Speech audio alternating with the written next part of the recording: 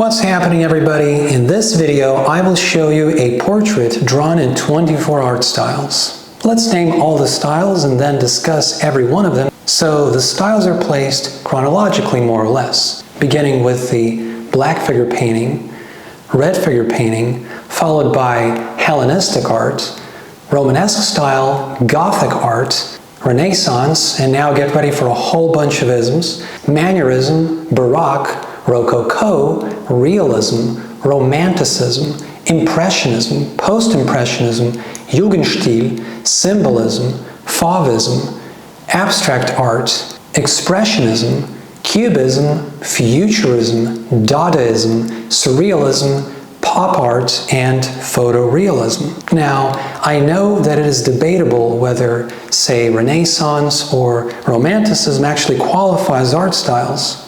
I also understand that there are obviously more styles and movements than presented here. But for now, let me explain the styles and movements in this drawing. So the black figure pottery and red figure pottery were common in the decoration of vases in ancient Greece in the 7th, 5th centuries BC and the 6th, 3rd centuries BC, respectively. Hellenistic art thrived from the 4th to the 1st centuries BC and was characterized by dramatic scenes and emotional expressions, evident in mosaics that were popular at the time. The art of that period also shows the mixing of Greek culture with Mesopotamian and Egyptian cultures. The Romanesque style dominated the European Catholic art in the 11th, 12th centuries, largely mimicking the Byzantine artists in Eastern Europe. The faces, bodies, and fingers are elongated.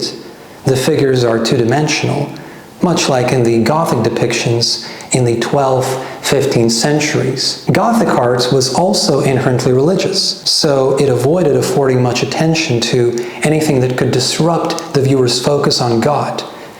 That included background, nature, and realistic representation of the human body. All that changed in the 15th century, when artists began to see human individual and nature as ideals in themselves.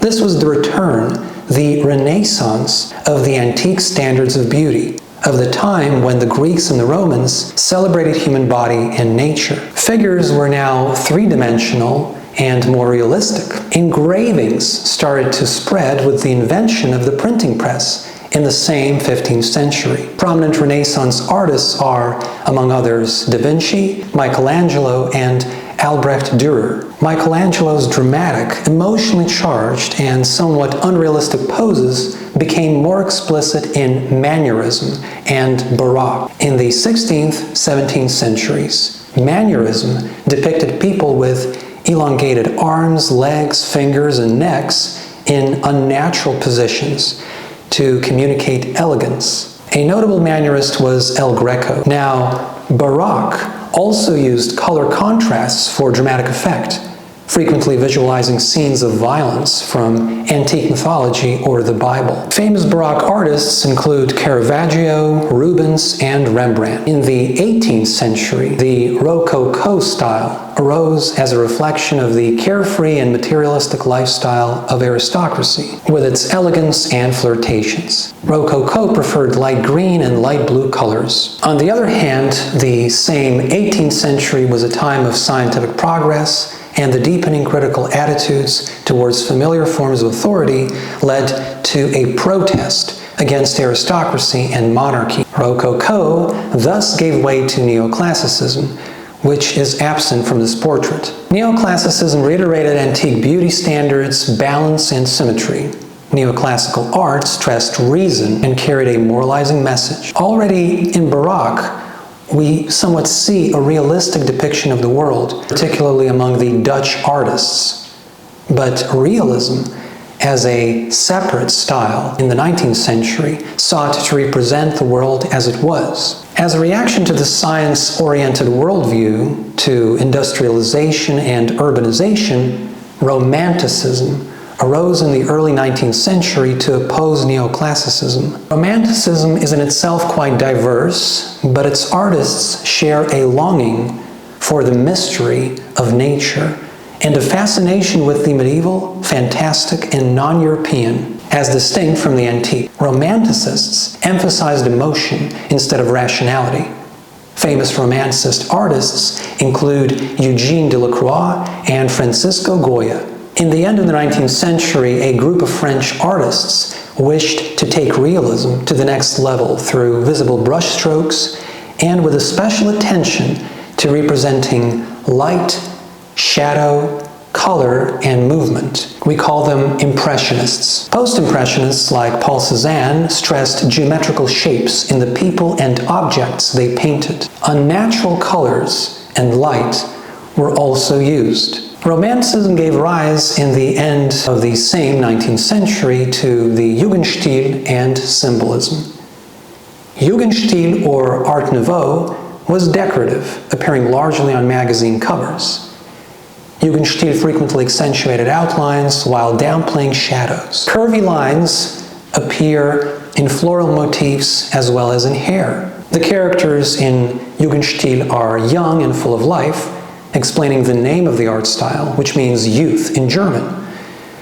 One artist who practiced Jugendstil was Alphonse Mucha. Symbolist art depicted the subject matter through fantastic symbols, tapping into antique mythology and biblical motives. Next up, Fauvism is linked to Post-Impressionism through the use of unnatural colors. Fauves employed contrasting colors, which earned them their name, translating from French as wild beasts. Another reason for that name is the depiction of dynamic scenes. Fauvism is the art style of Henri Matisse. A familiar style to many people is, of course, abstract art, with its goal of evoking emotions through depicting abstract geometrical figures. Now, Expressionism, too, wished to invoke emotions in the viewer by depicting bright colors and distorted forms. Similarly to Post-Impressionists and the abstract art, Cubists like Pablo Picasso in the early 20th century aimed at conveying the subject matter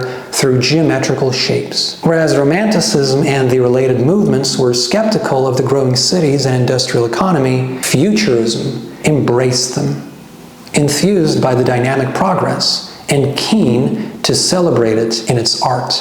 Next up, Dadaism continued the resentment of technology and urbanization with a particular negation of the horrors of World War I.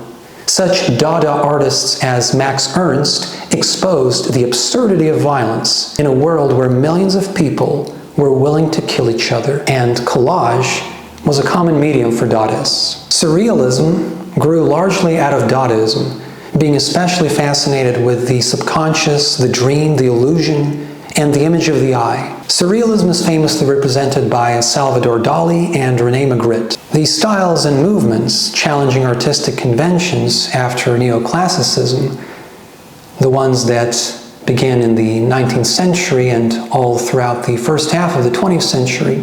So yes, these styles and movements that challenge conventions after Neoclassicism and Romanticism are termed modernist.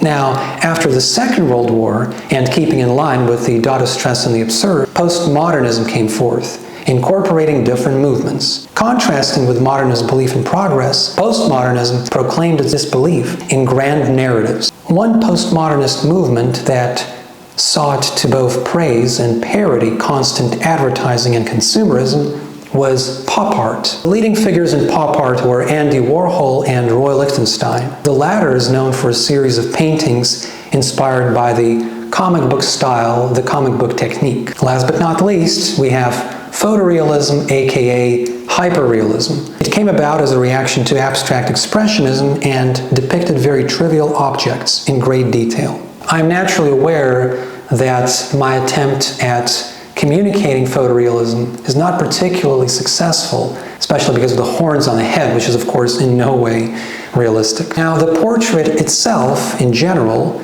depicts the antique god of forest and wilderness, Pan, also known in Rome as Faunus.